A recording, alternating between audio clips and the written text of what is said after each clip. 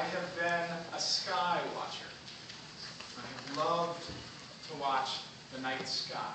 And I remember being a child in the back seat of my parents' car, and the rear window wrapped far enough up where if I sat up really straight in the back seat and craned my head all the way back, I could just see out of the top of the glass, and I could see the sky as the car went down the road. I grew up in a town out in the country where it was very easy to get to a dark place, a place where you could see the sky easily, and you could see the stars, a place that was beyond the glow of New York City.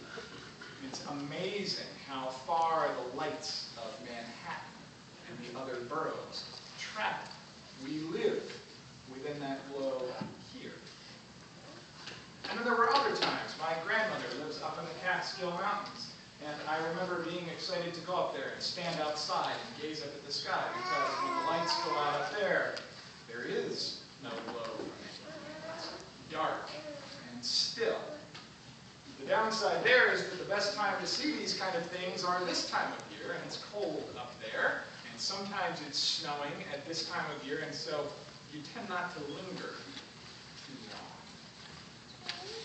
I took my appreciation for the night sky with me to college, and I decided to take an astronomy class. I wanted to be able to look at the sky and know what I was seeing. And I stand here tonight perfectly capable to point out to you the Big Dipper, the Little Dipper. I can find Orion without any trouble. But unfortunately, if you were to look at my transcripts, you would find that the grade in the class would tell you that that's about all. But perhaps the best night of sky watching that I've ever had was a night out in the high desert of Arizona. I had flown to Las Vegas to travel with my father from that city in Nevada across the Hoover Dam and out to the Grand Canyon. It was a boys' trip, and we were going to go hiking. And we left Las Vegas in the morning, and as happens out there where it takes a long time to drive from point A to point B, we lost track of time. We spent more time at the Hoover Dam than we had intended, and so we found ourselves on a stretch of highway between Kingman, Arizona and Flagstaff, where our hotel room waited for us that night, and the sun had set. This was a stretch of road where there were signs clearly marked, make sure you stop for gas here, not more gas for another 100 miles or so. And I was driving the car, and suddenly I pulled to the shoulder of the road. My father looked at me and said, is everything okay? Is tire? What happened? And I said, no, Dad. I said, everything's fine. I said, just get out of the car. And he looked at me. I said, could you just get out of the car, please? So he did. And we stood on the shoulder of that road, number that I don't remember. And I promise you that as far as you could see in either direction, there were no headlights from any cars. There were no street lights. And we stood there on the side of the road and just looked at the sky, just soaking it in. It was so big, you could see the curve. I swear to you, it was like being under a dome of light. I saw things that night that I have never seen since.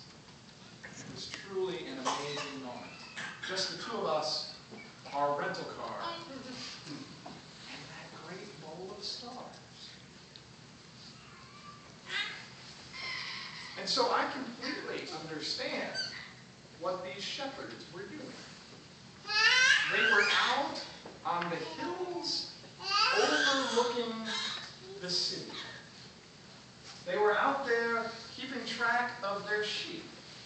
They were out there keeping track of other people's sheep. They were making sure that they didn't wander off. They were making sure that they didn't get eaten. And they were doing what shepherds did. Huddled around the campfire because it gets cold in the desert. Just like in Las Vegas, it can be 100 degrees on the strip, but when the sun goes down, it gets cool quickly. They were talking, telling stories, laughing. But mostly what they were doing was looking up at the incredible show that was overhead. Just recently around here, we were able to see meteor showers, and there might have been something like that going on that night. But even if there wasn't, the crystal quality of the sky, the stillness of the air, the lack of pollution, and the utter absence of ambient light would have made for a stunning picture. And then suddenly, out of nowhere, an angel appeared. And Scripture says that they were terrified. And well, they should have been. I will tell you that knowing that it was just my father and me and that cavalier, if anyone had spoken to us at that moment, I would have jumped 10 feet in the air. So I don't blame them in the least. The angel had come to give them news, to tell them of something even more amazing than what they were witnessing, to tell them about the birth of a baby. Seems incredible. Yet when that angel left, the shepherds left their sheep. Something that no shepherd would ever do under any circumstances. They got up and they went to find this child.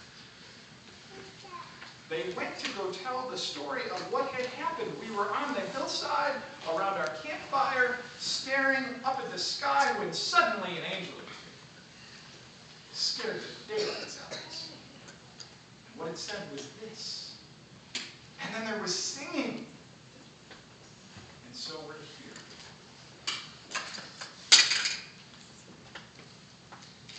I would love to tell you that with my love of the night sky that I always remember to look at it. I would love to tell you that I woke up at 3 in the morning the other week when we had meteor showers to go out and see that. But I didn't. And there are times when I forget as I walk outside to look up at the sky. I'm an adult now. I'm a father. I'm a husband. I don't have the luxury of sitting in the back seat of the car and craning my neck back and staring up at the sky as that car goes down the road. I wish I did. And my guess is that I'm not unique in this room. That we, in our daily lives, forget to look up. So focused on what it is that's directly in front of us that we forget what is all around us. I'm not pointing fingers tonight, not by any means. We are in the middle of an incredibly busy season. We have things at home waiting for us. We have trees and candles, presents. We have roasts to eat. We have champagne to be poured. We have things to do. And then we have our lives that have nothing to do whatsoever with Christmas. We have work. We have family responsibilities. We have boards that we sit on. We have clubs that we belong to. We have golf tee times to keep. That's life. That's the way it goes. There's nothing wrong with that. Those are all good, worthwhile activities. But tonight, my encouragement to you, to myself, really, is to make sure that in the midst of all of that, all of those good things, but all of those things that keep us busy and focused on what's right here, that we take some time to look up, to look at the sky, to wonder what's out there, to open ourselves up to God who is still, I promise you, still reaching out to us, still looking to tell us something new, still looking to impart a vision upon us, just waiting for us to take notice.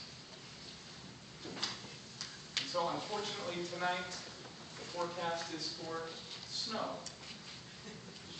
white Christmas. Maybe, we'll see.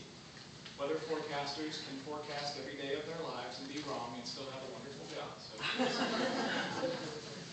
I say that, of course, not knowing if there are any here tonight. So tonight won't work. Tonight, walk out the steps, go home. Enjoy yourselves. Celebrate with your families and your loved ones. But tomorrow, if the sky clears, just for a moment, walk outside and just tip your head